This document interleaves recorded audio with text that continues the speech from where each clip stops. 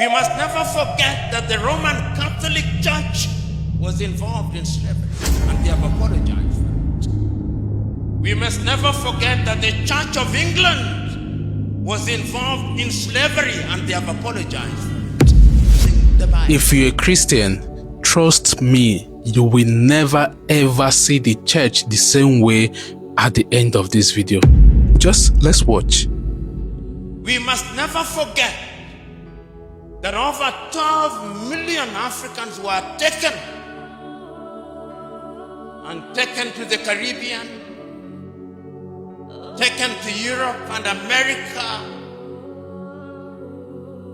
We must never forget that. We must never forget that in Southern Africa, the apartheid regime was underwritten through verses from the Bible by the Dutch Reformed Church. We must never forget that. Upon a theology based in the Bible. Fact.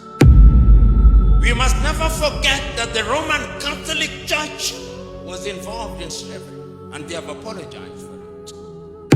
We must never forget that the Church of England was involved in slavery, and they have apologized for it using the Bible.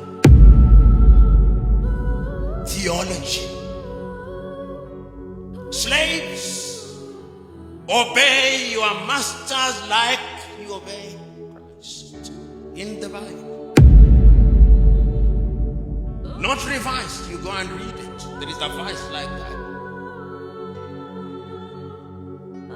So when we talk about theology and African problems, we must remember that the effects of slavery are alive and with us today. When slavery was gone, it is Christians again, William Wilberforce. And I can, through history, see him standing in the House of Commons saying that slavery should be abolished, but that Africans should not be freed even when slavery is abolished and slave trade.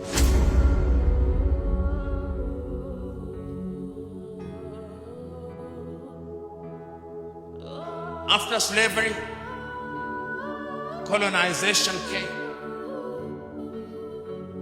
And as I speak to you, Europeans sat in Bani in 1884 and 1885 and divided Africa into spheres of influence.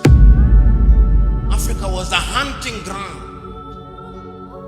divided amongst the British, the Italians, the Dutch, the French, the Belgians, the Germans. And today we are in this assembly. I'm using English language which was imposed on us. And those of you who come from English-speaking countries, you referred to as Anglophone.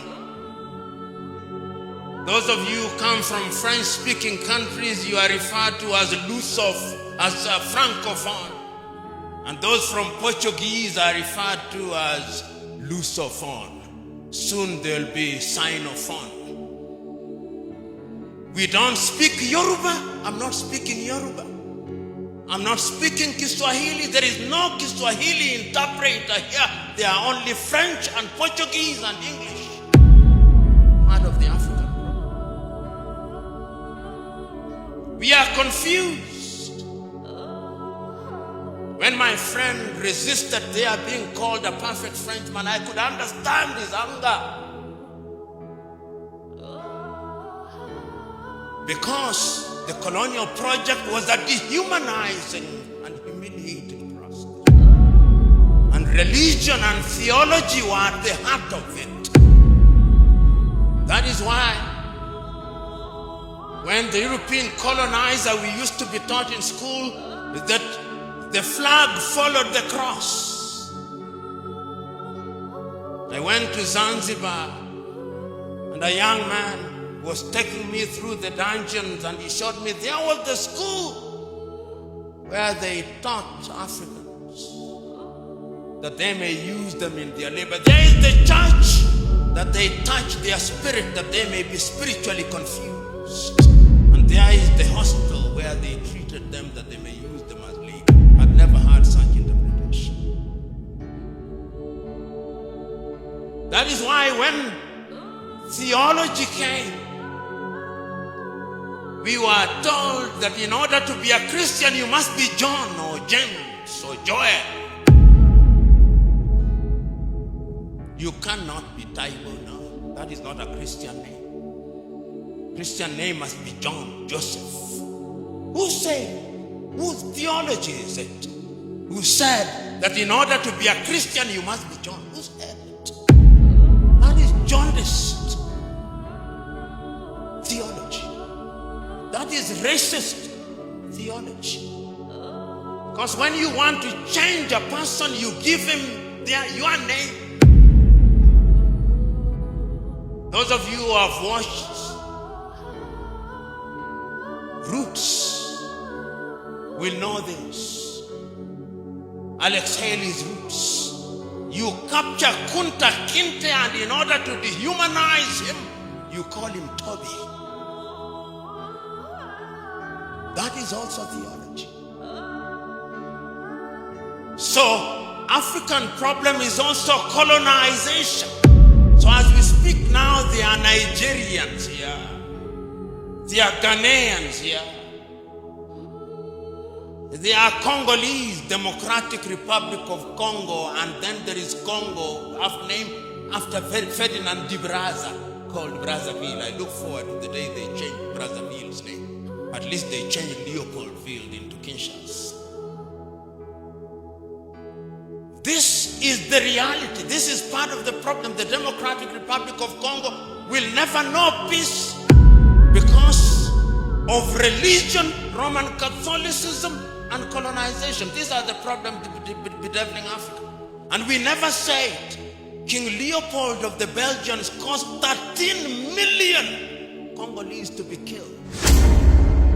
Twice the number of the Jews that were killed by Adolf Hitler at Holocaust. But we have forgotten.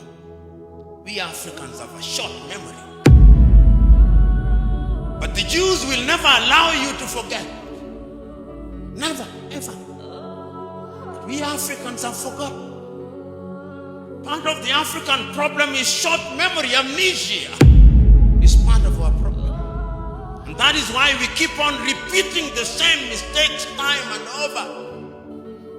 Colonization is part of the problem that affects Africa. Because after colonization ended, we have another thing called neo-colonization. And it is alive and well. That thing called neo-colonization is alive and well. And if you doubted whether it's alive and well, I want you to see what is happening in Guinea-Conakry. I want you to see what is happening in Niger. I want you to see what is happening in Burkina Faso. I want you to see what is happening in Chad. And I want you to see the arrogance of the French president when he says, my ambassador shall not leave, my bases shall not be removed. At least yesterday he capitulated. The neo-colonial project is alive and well. Did you hear the voice of the church throughout what is happening in Guinea-Bissau? No, the church is silent. The church is complicit. So when you talk about theology and what it can do, sometimes courtesy of theology, because you want to be good, you don't raise your voices. The last time I checked, John the Baptist's voice was alive and well in the wilderness. Where is the voice of the church amidst all this? Africa's problem is also neo-colonization. From slavery to colonization to neo-colonization, which is an ongoing project. And Ghana's Kwame Nkrumah was right in 1965 when he said, the last stage of colonization is neo-colonization, and is alive and well. And we see it. Today, I tell Africans because of neo-colonization, I'll come to what I think theology can do. Today in Africa, here in Nairobi, Kenya, if you want to buy something from a supermarket, you go to Carrefour, which is French. You want to buy fuel, you go to Total Energies or Rubies, which is French. You want to have your pizza, which is made by Kentucky Fried Chicken, which is American. You have it carried by Glovo, which is Spanish. If you want to have security, you have it by G4S, which is British. If you want your home guarded, it's guarded by KK, which is Gardewald from Quebec.